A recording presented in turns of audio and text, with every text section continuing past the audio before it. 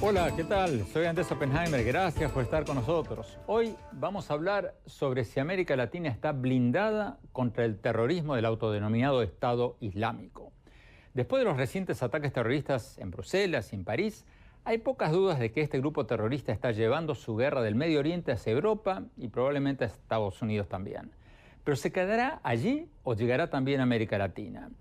Esto no es un debate académico, porque ya ha pasado. A principios de los años 90 ya hubo 2 ataques terroristas contra el Centro Comunitario Judío y la Embajada de Israel en Argentina que dejaron decenas de muertos y cientos de heridos, muchos de ellos gente que estaba caminando por la calle. Y la gran pregunta ahora es si existen organismos de inteligencia profesionales y coordinados en América Latina para prevenir este tipo de ataques terroristas. Porque recordemos cuando el ataque a la revista Charlie Hebdo en París o el ataque siguiente en que los terroristas mataron a más de 100 personas en París o ahora en el ataque en Bruselas, a las pocas horas ya veíamos en televisión las fotos de los terroristas y bueno, fueron capturados o abatidos en cuestión de horas. En Argentina pasaron ya más de 20 años del ataque terrorista y todavía está en discusión quiénes fueron los responsables. Hoy vamos a analizar si en América Latina existe un peligro concreto de ataques terroristas y qué habría que hacer al respecto. Se lo vamos a preguntar, entre otros, al doctor Luis Almagro, el secretario general de la Organización de Estados Americanos, de la OEA, que tiene bajo su responsabilidad el Comité Interamericano contra el Terrorismo. Sabemos que nacionales de países de las Américas y del Caribe están retornando algunos después de haber participado en la guerra en Siria. Y eso también trae consigo algunas de las variables vinculadas al terrorismo que tenemos que tener también consideración especial para ser capaces de prevenir cualquier atentado o cualquier acción de ese tipo. Vamos a ver todo lo que nos dijo el secretario de la OEA y luego lo vamos a analizar con 2 expertos en terrorismo internacional. Marco Vicenchino, analista de riesgo político y terrorismo internacional, y el doctor Luis Fleischmann, profesor de la Universidad Atlántica de la Florida y asesor del Centro de Políticas de Seguridad de Washington. Y más tarde en el programa vamos a entrevistar a 2 de los 3 principales candidatos para las elecciones del 10 de abril en Perú. Vamos a tener con nosotros a Pedro Pablo Kuczynski, candidato de Peruanos por el Cambio, y a Alfredo Barnechea, candidato del Partido Acción Popular. La otra candidata, Keiko Fujimori, no aceptó nuestra invitación para una entrevista. Ya les vamos a contar. Bueno, vayamos directamente a la entrevista con el secretario general de la OEA, Luis Almagro. Veamos.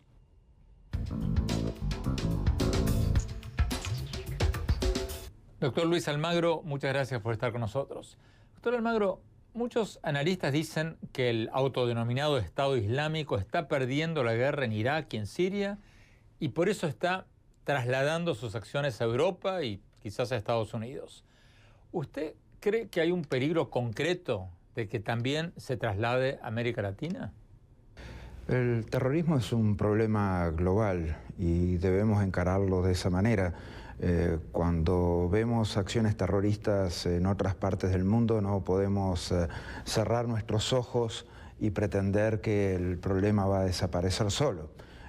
Tenemos que trabajar como para hacer tareas de prevención y de capacitación que permitan dar respuestas efectivas a ese flagelo. Entonces, no tenemos que tener en cuenta las vulnerabilidades que ha tenido el continente respecto al terrorismo.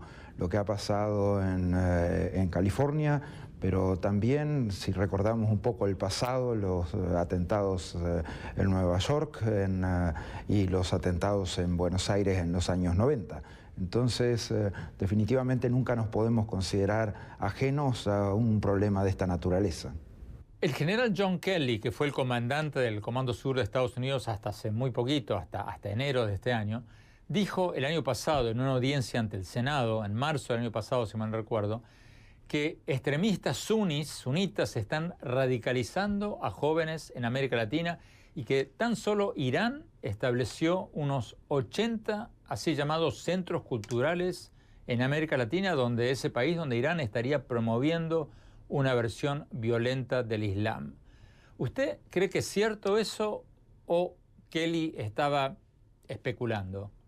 El conocimiento que tenemos es que las actividades de reclutamiento vía Internet incluyen hoy a nacionales de varios países sudamericanos y por lo tanto esa realidad es muy tangible y es algo que tenemos que tener especialmente en cuenta respecto a las actividades del ejército islámico. También sabemos que nacionales de países de las Américas y del Caribe están retornando algunos después de haber participado en la guerra en Siria. Y eso también trae consigo algunas de las variables vinculadas al terrorismo que tenemos que tener también consideración especial para ser capaces de prevenir cualquier atentado o cualquier acción de ese tipo. ¿Tiene idea de cuántos son, doctor Almagro? ¿Estamos hablando de un puñado de jóvenes, de decenas, de cientos? Mire,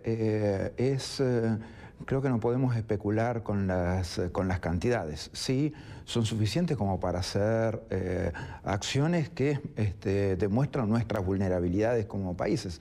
En mi propia ciudad natal, en Paysandú, en Uruguay, hace poco se asesinó a un comerciante judío extremadamente bien reconocido por la sociedad, David Fremd, por parte de alguien que lo hizo en el nombre de Alá y que señaló estar vinculado al ejército islámico.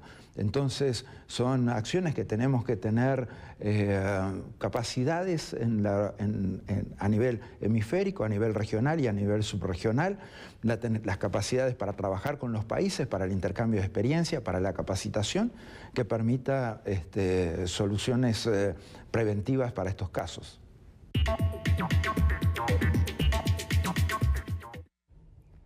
Doctor Luis Fleischmann, el secretario general de la OEA, acaba de decir de que, bueno, hay jóvenes latinoamericanos que han ido a entrenarse a Siria y que han vuelto. ¿Hay realmente un motivo de preocupación o no? Totalmente, hay un motivo de preocupación, porque primero se estima más o menos que unos 85 latinoamericanos han estado en Siria y han recibido entrenamiento. Y el hecho que hayan vuelto a América Latina está relacionado posiblemente con la estrategia de ISIS, precisamente cuando van perdiendo la guerra en Irak y en Siria, de cometer actos terroristas. Ahora, estos actos terroristas no necesariamente sean contra masas de ciudadanos latinoamericanos necesariamente, pero pueden ser contra objetivos británicos, norteamericanos, franceses, israelíes. Pero la posibilidad es clara. ¿Esa cifra de 85 es de fuentes de inteligencia de Estados Unidos, de Europa, de América Latina? ¿De dónde? Es una fuente de inteligencia que yo la saqué de Estados Unidos, es lo que yo pienso, sí. Marco Vicencino, la misma pregunta. ¿Cuán preocupante es todo esto? No se puede excluir ninguna posibilidad. Eso es la regla número uno, en mi opinión. Segunda cosa, si hay un atentado, pienso sería, como dijo mi colega, es que contra un objetivo occidental en Latinoamérica, como pasó en los años 90. Pero ¿por qué lo harían en América Latina en lugar de hacerlo directamente en Europa o en Estados Unidos, donde hay tantos más de estos jóvenes que han retornado después de haber sido entrenados o peleado en Siria? Quieren crear la imagen de ser una entidad internacional, global. Pueden golpear donde quieren y cuando quieren. Ahora, si hay células dormidas en Latinoamérica, y no dudo eso. Yo pienso que eso es la situación que se pueden activar en cualquier momento. Es otra cosa importante. Y también Latinoamérica, pienso, para un grupo como ISIS es lugar seguro para esconderse y también actividades ilegales, recaudar fondos, tráfico de actividades ilícitas. Entonces, Latinoamérica sí es parte de esa guerra mundial de ISIS contra todo el mundo. Sigamos con la entrevista que le hicimos hace pocas horas al doctor Luis Almagro, secretario general de la OEA, de la Organización de Estados Americanos, que tiene bajo su cargo el Comité Interamericano contra el Terrorismo. Veamos.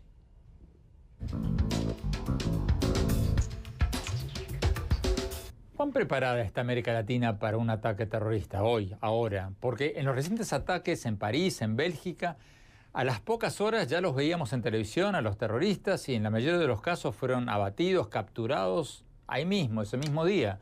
Y uno se pregunta, ¿qué pasaría en América Latina? ¿Hay agencias de inteligencia en serio en la región o son oficinas de espionaje interno que usan los gobiernos para investigar a sus enemigos políticos? Porque pasaron más de 20 años de los ataques terroristas en Argentina que usted mencionaba antes. Que yo sepa, nadie está en la cárcel, ni siquiera hay una conclusión sobre quiénes fueron. ¿Estamos preparados en América Latina para algo como eso?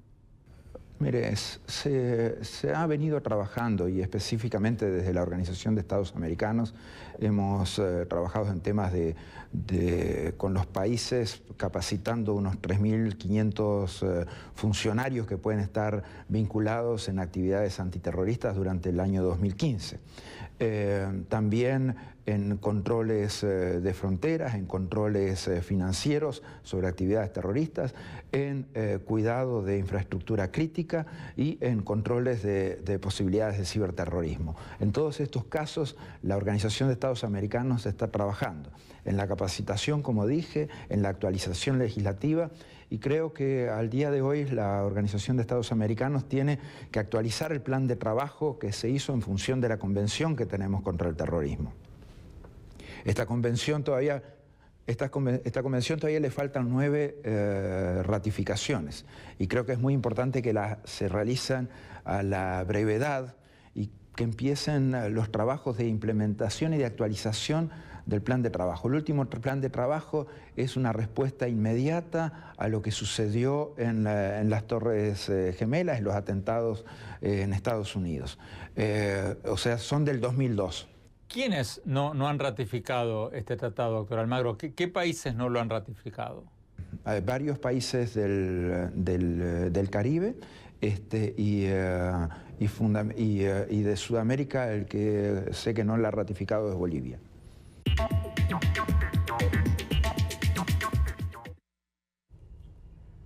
Doctor Fleischmann, la pregunta que le hacíamos al doctor Almagro, ¿las agencias de inteligencia de América Latina están preparadas o son un chiste? ¿Son oficinas, como le preguntaba el doctor Almagro, de espionaje interno político? La respuesta es no están preparadas. Por lo general, basado en la información que yo tengo, por lo general cooperación, por ejemplo, y asesoramiento que ellos reciben de Estados Unidos o de Europa es mayormente después de que algo sucede, como por ejemplo hubo cooperación entre Argentina y Estados Unidos después del ataque a la AMIA, como posiblemente haya ahora después del incidente en Paysandú entre Uruguay, pero mayormente no hay cooperación. Por ejemplo, Brasil se rehúsa a cooperar en el monitoreo de la triple frontera. Y la única vez que la presidenta Dilma Rousseff mencionó antiterrorismo, una ley antiterrorismo, fue para ejercitar un control social sobre las protestas contra ella. O la presidenta Cristina Kirchner, la expresidente, que dijo vamos a aplicar la ley antiterrorista contra los fondos buitres, que son terrorismo financiero. O sea, no hay seriedad y obviamente no hay capacidad preventiva por parte de las agencias. Hay también incompetencia, como lo hemos visto incluso en la policía argentina, en las agencias de seguridad argentina. Hubo incompetencia no solamente con la AMIA, incluso para resolver crímenes pequeños. Es algo que uno ve todo el tiempo. Marco, y hay que tomar en serio la amenaza porque, como dijo Marco antes, ellos van a actuar en cualquier lugar, incluyendo en América Latina, justamente para excitar a sus adeptos o gente que quiere... Marco Vicencino. Sí.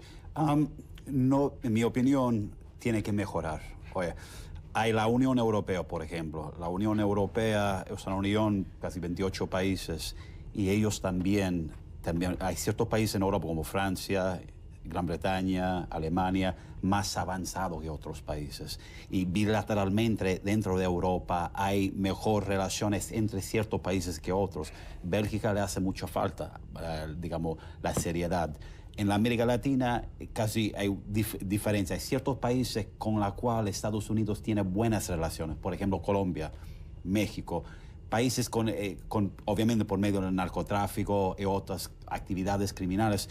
Y con esa relación bilateral también es más fácil cooperar y coordinar, porque ya existe una relación. Pero como en otros países, como mencionó Luis, es difícil.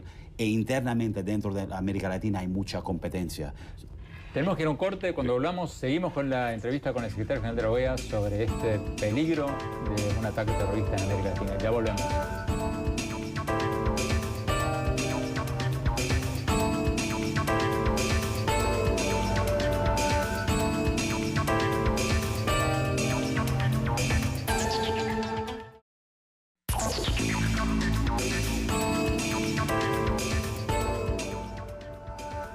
Gracias por seguir con nosotros en este programa. Estamos analizando cuán blindada está América Latina contra ataques terroristas del autodenominado Estado Islámico u otros grupos terroristas del Medio Oriente.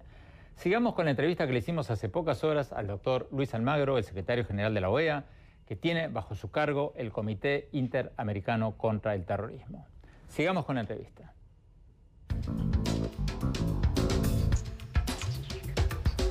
¿Cuánta coordinación antiterrorista hay en América Latina? Porque si en Europa, que tienen una integración ejemplar, que tienen la Unión Europea, que tienen hasta una moneda común, si allí no están coordinados los servicios de inteligencia, por lo menos eso se dijo después de los ataques de Bruselas, ¿cómo está la cosa en América Latina, donde en muchos casos los organismos de inteligencia ni se hablan entre ellos ni adentro de sus propios países? Mira, creo que tenemos que, lo que señalaba hoy, tenemos que actualizar el plan de trabajo de SICTE, de la Organización de Estados Americanos. A partir de ese plan de trabajo, generar nuevas posibilidades para el intercambio de experiencia y de información de inteligencia. Creo que estamos mucho más, con mejores capacidades hoy. Estamos con mejores aptitudes técnicas hoy. Todavía nos faltan algunas capacidades de respuesta. O sea, el ciberterrorismo, por ejemplo, es muy importante en temas de reclutamiento y de financiación. Tenemos que hacer un especial hincapié ahí. Es también crítico en cuanto a las posibilidades que tiene sobre los ataques de infraestructura. Nuestros países ahí todavía tienen atrasos notorios. 4 de cada 5 países todavía no tienen capacidad de respuestas sistémicas al ciberterrorismo, no tienen capacidades de investigación por parte de las fiscalías, capacidades técnicas de investigación a los temas de ciberterrorismo. El 76% de los encargados de infraestructura crítica señalan que sus ataques a sus software han crecido en este tiempo, en este último tiempo. Entonces, creo que tenemos que hacer especialmente prioritario este trabajo en estas áreas y generar respuestas que permitan el intercambio de información de inteligencia que sea de una manera confidencial, de una manera segura y que permita respuestas de los países. Eso creo que demuestra gráficamente los niveles en que todavía nos está faltando hacer los ajustes como para tener mejores capacidades más eficientes en la lucha contra el terrorismo.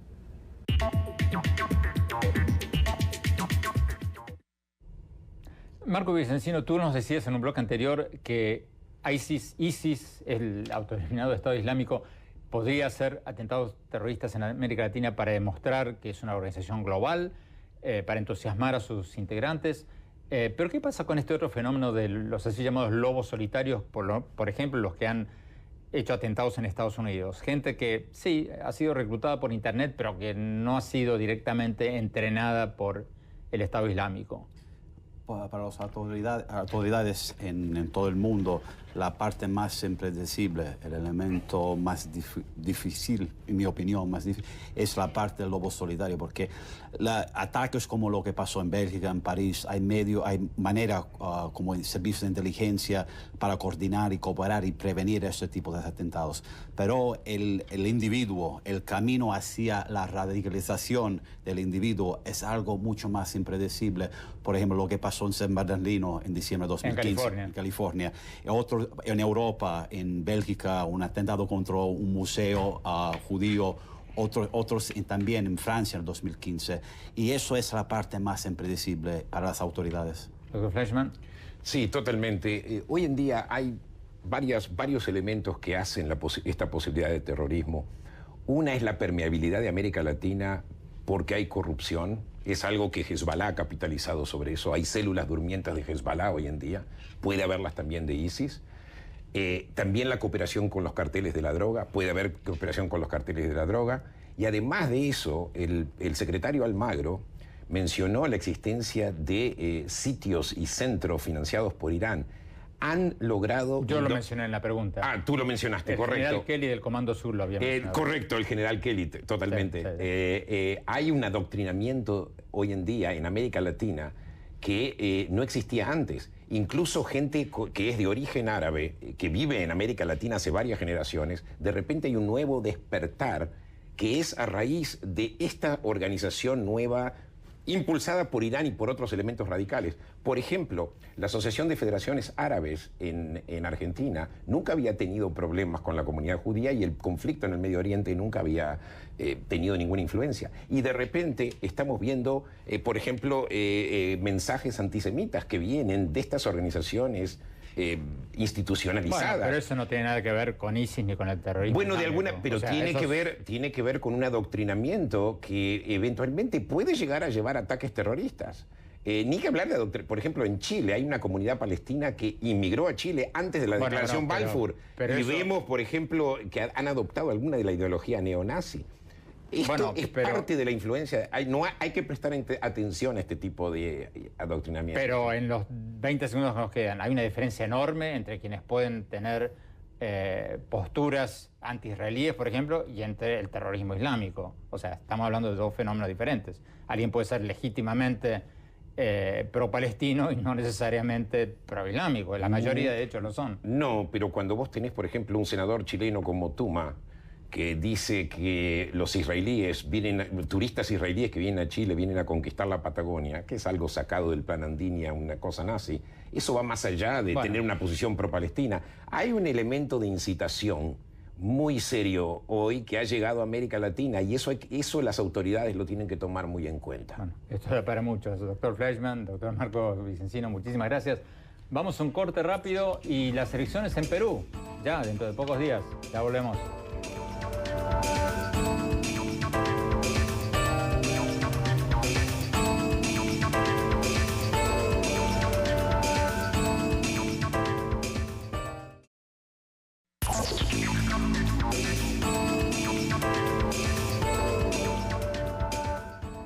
Gracias por seguir con nosotros. En muy pocos días, el 10 de abril, se van a realizar las elecciones presidenciales en Perú. Según las encuestas, la candidata Keiko Fujimori, la hija del expresidente Alberto Fujimori, está primera con un 35% del voto, más o menos, seguida por el candidato de Peruanos por el Cambio, Pedro Pablo Kuczynski, el candidato del Partido Acción Popular, Alfredo Barnechea, la candidata Verónica Mendoza y los expresidentes Alan García y Alejandro Toledo. Y según las mismas encuestas, todo indica que habrá una segunda vuelta entre Keiko Fujimori y quien salga segundo o segunda. Y varias encuestas dicen que pasará lo mismo que en las elecciones anteriores, o sea, el que salga segundo va a aglutinar el voto antifujimorista y tiene buenas posibilidades de ganar. Vamos a ver la entrevista que le hicimos hace pocas horas a Pedro Pablo Kuczynski, más conocido como PPK, el que ahora aparece como el más probable contrincante de Keiko Fujimori si hay una segunda vuelta. Pero bueno, en Perú nunca se sabe porque el Jurado Nacional Electoral ya ha descalificado a 2 contendientes por presuntas infracciones electorales y un jurado electoral de Lima también abrió un procedimiento de exclusión contra PPK que otro organismo ya está descalificando. Bueno, hemos invitado, hay que decirlo repetidamente, a la candidata Keiko Fujimori al programa de hoy, pero nos dijeron que no va a participar. Les preguntamos por qué, les dijimos a sus representantes que sus contrincantes nos dijeron que Keiko no quiere dar entrevistas porque supuestamente no está preparada para responder preguntas concretas. Y bueno, Cristian Peralta, de la oficina de prensa de la candidata, nos respondió textualmente: lo siento, no será posible, al menos en esta primera vuelta, no. Bueno, candidata Keiko, si va a la segunda vuelta, está cordialmente invitada. Vamos a la entrevista con PPK.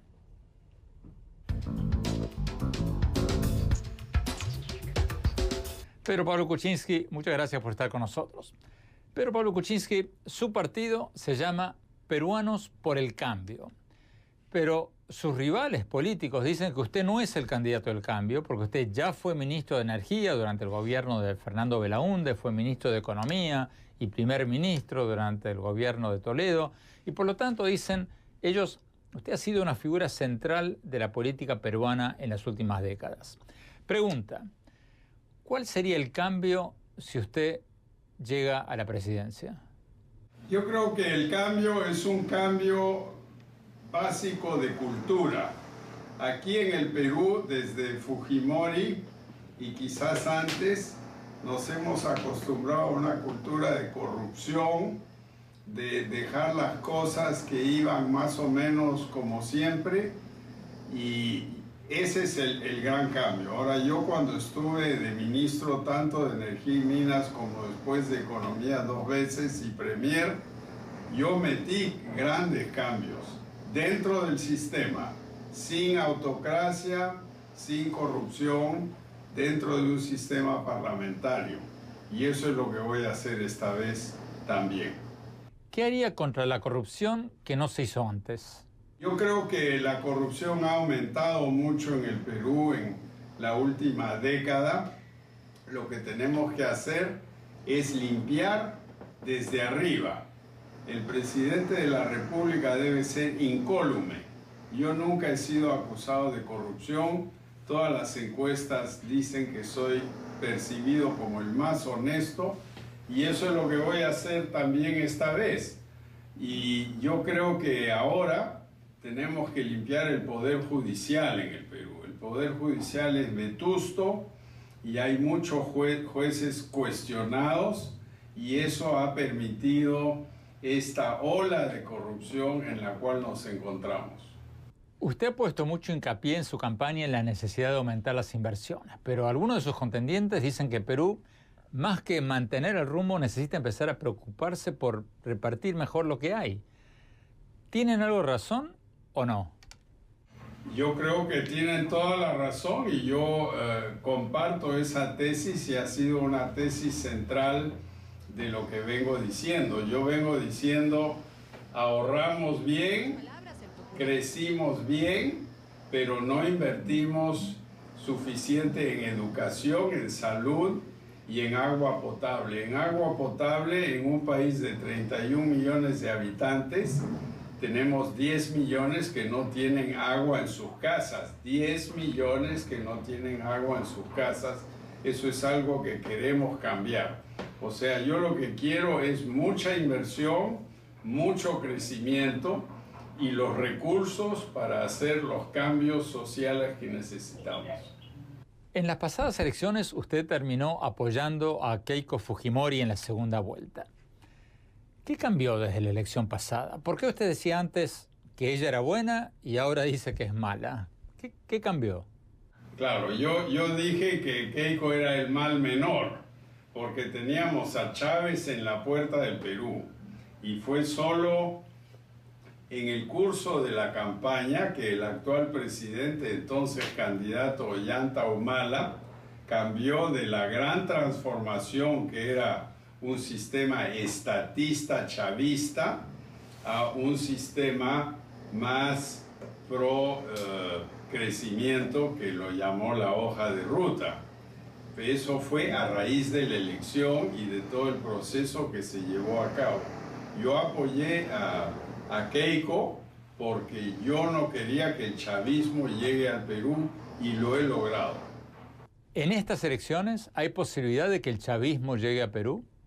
Siempre hay un porcentaje de la gente que se siente frustrada y olvidada, sobre todo en los Andes. Pero recordemos que en las encuestas, si uno cree en las encuestas, y algo hay que creer en las encuestas, yo soy de lejos el más fuerte en la Sierra Sur, que es la zona supuestamente más rebelde. O sea que hay gente en el Perú, en los Altos Andes, que piensa que Pedro Pablo Kuczynski sí representa el cambio que ellos quieren. ¿En qué cambiaría la política exterior de Perú si usted gana la presidencia? Nosotros pensamos que tenemos que tener amistades en todo el mundo. Obviamente nosotros estamos a favor de la democracia, de los derechos humanos. Estamos obviamente en contra del terrorismo, que estamos viendo lo que pasa en Europa en este momento, que es catastrófico. pero nuestra política va a ser amistosa con los países más cercanos, que son los de la Alianza del Pacífico, amistosa también con los países que miraron hacia el este, como Brasil y Argentina, que ahora están cambiando, ciertamente la Argentina ha cambiado, y amistosa con Norteamérica, Canadá y Estados Unidos, y sin duda alguna con Europa y con China y Japón. Bueno, todos los candidatos presidenciales de todos los países, de todos los colores políticos, dicen que tendrían relaciones amistosas con todo el mundo. Concretamente, por ejemplo, el presidente argentino Mauricio Macri se ha diferenciado de su antecesora y de otros al pedir la liberación del líder opositor venezolano Leopoldo López y otros presos en Venezuela. ¿Usted, si gana la presidencia, pediría lo mismo? ¿Pediría también la aplicación de la Carta Democrática de la OEA para Venezuela? Sin duda, Lilian Tintori, la esposa de Leopoldo López, estuvo aquí desayunando conmigo.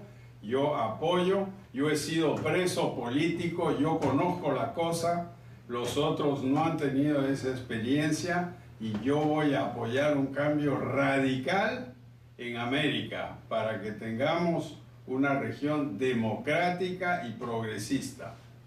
¿Eso incluiría pedir la aplicación de la Carta Democrática de la OEA para Venezuela? Es fundamental un cambio en Venezuela, que es un país que debido a su accidentada historia en los años 90, especialmente a partir del 99, se ha ido por un camino totalmente equivocado.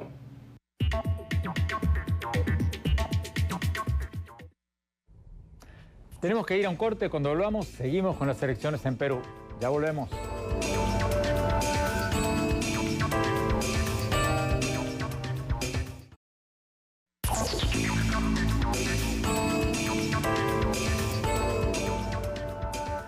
Gracias por seguir con nosotros. Estamos hablando sobre las elecciones del 10 de abril en Perú. Vamos a ver lo que nos dijo otro de los principales candidatos presidenciales, Alfredo Barnechea, del Partido Acción Popular. Veamos.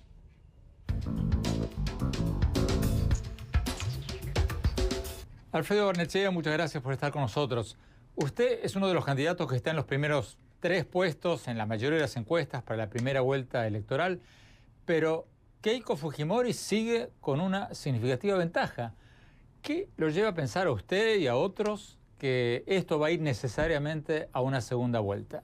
Bueno, ella tiene no más de 1/3 del electorado. Yo creo que el día de las elecciones eso va a ser un poco menos, incluso en base a lo que yo veo en las ciudades. En segundo lugar, hay un altísimo voto antifujimorista. Esto es una fuerza que es probablemente la primera fuerza del país, de modo que esta elección va a una segunda vuelta. Su país, Perú, ha sido uno de los países que más ha crecido y más sostenidamente ha crecido en los últimos 15 años, uno de los más exitosos de América Latina. Ahora, ¿hay que mantener el rumbo o hay que preocuparse más por repartir mejor? Lo segundo, Andrés, el Perú, como países de Sudamérica, creció, pero creció fundamentalmente no por magia ni por ninguna gran política pública interna, creció por el jalón de la locomotora china. Como ustedes saben muy bien, hay una relación entre a cada un punto de crecimiento chino correspondió más o menos 0.6 de América del Sur. México y América Central es otra realidad, como tú conoces mejor que nadie, pegado más a la locomotora americana. Pero ese fue el crecimiento del Perú. Pero ha sido un crecimiento enormemente desigual. Hay unos problemas de distribución muy hondos y es un modelo que excluye al 70% de la economía, al 70% de los peruanos, como muy bien lo ha expresado el gran economista de fama internacional Hernando de Soto. Este es el modelo que tenemos que cambiar, lo cual no significa cambiar el modelo de la macroeconomía, sino que los beneficios y los servicios de ese crecimiento económico lleguen a todos. Usted ha centrado su campaña presidencial en la necesidad de renegociar los contratos del gas. ¿Qué dice a quienes lo acusan de ser un candidato populista? No, a ver, no solamente en los contratos de gas. Yo lo que he planteado es que el Perú necesita un piso común de igualdad de oportunidades. Yo represento un viejo partido de Fernando Belaúnde, que tenía el sueño de la conquista del Perú por los peruanos. Eso fue un primer piso que él hizo de integración física del Perú. Y ahora le falta el segundo piso, que es la integración social del Perú y crear en el Perú una sociedad del bienestar. El tema de los contratos de gas no tiene nada que ver con una propuesta populista, sino con establecer un trato de igualdad, un trato mucho más recíproco, de más simetría, de más equidad entre el Perú y en general todas las industrias extractivas. Y yo te voy a dar un número para que tú entiendas por qué tenemos que renegociar los contratos del gas. Lo que el Perú recibió por regalías, por todo el gas que exportó en todos los barcos que salieron con gas licuado en todo el año pasado, fueron 35 millones de dólares. Si eso lo divide entre los millones de BTU que exportamos, el Perú recibió 17 centavos. Ese mismo gas se vende a México y el presidente de la Comisión Federal de Electricidad declaró nada menos que a CNN y a Expansión que México estaba pagando un premio sobre el Asia.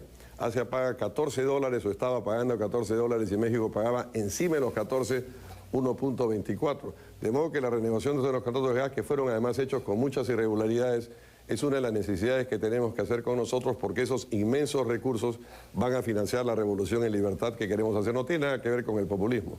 Si usted llega presidente, ¿cuál sería su política exterior? Para dar un ejemplo concreto, el presidente argentino, Mauricio Macri, ha pedido la liberación de Leopoldo López y otros presos que ha descrito como presos políticos en Venezuela.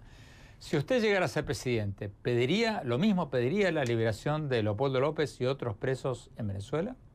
No solamente pediría, sino ya lo pedí. Yo envié, fue mi primer acto como candidato, una carta al secretario general de la OEA, al señor Almagro, respaldándolo en la carta que le envió al presidente Maduro. Si mi gobierno está, apoyamos la aplicación de la Carta Interamericana y en violación a toda la democracia, pero en lo concreto yo exijo la libertad de Leopoldo López, cuya prisión es una prisión arbitraria. Yo creo que Venezuela, el régimen de Venezuela es un régimen que no respeta las formas democráticas y en general mi política exterior sería una política exterior alineada con los países de la Alianza del Pacífico, sin olvidar, por supuesto, que Brasil y los países andinos son también un necesario complemento a esa política. Usted se ha dedicado durante varios años a analizar la política latinoamericana, la política mundial, ha escrito varios libros. ¿Cómo ve la situación de América Latina hoy en día? Tras el triunfo de Mauricio Macri, del presidente Macri en Argentina, ¿hay un cambio en los vientos políticos de la región? Y si es así, ¿hacia dónde concretamente están soplando? Yo creo que están soplando en dos direcciones, Andrés. Yo creo que la elección de Macri es una elección muy refrescante. Estoy muy preocupado de los problemas en Brasil porque se estableció, como muy bien lo dijo Fernando Henrique Cardoso, la corrupción como un sistema, él decía, un sistema de gobernanza. Me preocupa mucho Brasil, que sigue siendo el gran gigante de Sudamérica, 8,5 millones de kilómetros cuadrados, casi 200,5 millones de personas. Pero creo que América Latina va en dos direcciones, o en tres direcciones claras, que parecen distintas pero son complementarias. En términos económicos, va hacia un elemento de integración comercial, de apertura a los mercados, como refleja esto de la Alianza para el Pacífico. En términos políticos, el respeto a la democracia representativa y a la democracia liberal. Pero el tercer elemento, que es el elemento fundamental en esta elección peruana, es que tienen que estar incluidos todos, que esta economía de mercado, la democracia, esta apertura no pueden ser para una minoría, para grandes corporaciones, sino que tienen que ser para todos los ciudadanos. Lo que yo planteo es acabar lo que tú, que conoces también México, con el capitalismo de los cuates, llamamos en el Perú el capitalismo de las argollas, y hacer un capitalismo popular para todos los ciudadanos. Quiero, en este sentido, Andrés, si tú me permites, hacer un anuncio muy importante en este programa, y es precisamente el encuentro entre dos visiones, la nuestra, la de Acción Popular, que siempre se preocupó de los pueblos olvidados del Perú, y que esa preocupación fue fundamentalmente la integración física, con la visión de Hernando de Soto, que se preocupó también de los pueblos olvidados o de los pueblos excluidos, de los mercados o por el derecho. Y quiero anunciar en este programa tan importante que Hernando de Soto se ha sumado a nuestra campaña para ayudarnos y para confluir en las visiones y hacer un Perú nuevo que esperamos podamos hacer realidad a partir del 28 de julio del 2016.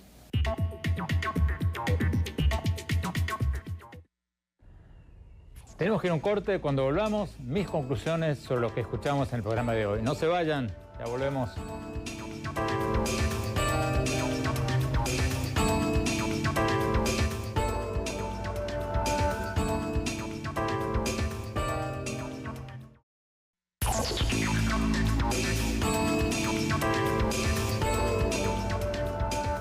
Muchas gracias por habernos acompañado y no se olviden de seguirnos en nuestro Twitter, @OppenheimerA, y en nuestra página de Facebook y en nuestro sitio web, andresoppenheimer.com. Si se registran ahí en nuestra página web les vamos a poder mandar por email semanalmente y gratis todas nuestras columnas del Miami Herald y nuestros últimos programas de televisión. Les recuerdo la dirección, andresoppenheimer.com. Bueno, mi conclusión sobre cuán blindada está América Latina contra ataques terroristas del autodenominado Estado Islámico u otros grupos terroristas del Medio Oriente. Yo no sé a ustedes, pero a mí me sorprendió lo que nos dijo el secretario general de la OEA en esta entrevista, cuando mencionó que hay jóvenes latinoamericanos que han sido reclutados por Internet, por el Estado Islámico, que han ido a Siria a ser entrenados allí y que luego han vuelto a nuestro continente. O sea, lo mismo que pasó en Europa. Y también me pareció preocupante la admisión del secretario general de la OEA de que estamos mal preparados en muchos aspectos para combatir un ataque cibernético, el ciberterrorismo, que los terroristas puedan derrumbar nuestros sistemas de Internet. Y también que 9 países latinoamericanos todavía ni siquiera han ratificado la Convención Interamericana contra el Terrorismo. O sea, tenemos un problema del que muy pocos están hablando, pero que está ahí. Es preocupante porque, como decíamos en el programa, en los ataques terroristas de Bruselas y de París se supo en apenas unas pocas horas, si no en minutos, quiénes eran los terroristas. En América Latina todavía estamos discutiendo más de 20 años después quiénes fueron los autores del ataque terrorista contra el Centro Comunitario Judío y la Embajada de Israel en Argentina, que dejaron decenas de muertos y centenares de heridos a principios de los años 90. Como lo dijo Almagro y lo dijeron los expertos que tuvimos en el programa, hay que prestarle más atención a esta amenaza global porque ningún país está blindado en esta guerra que hace muchos años ya tiene alcances globales. Bueno, gracias por habernos acompañado. Hasta la semana próxima.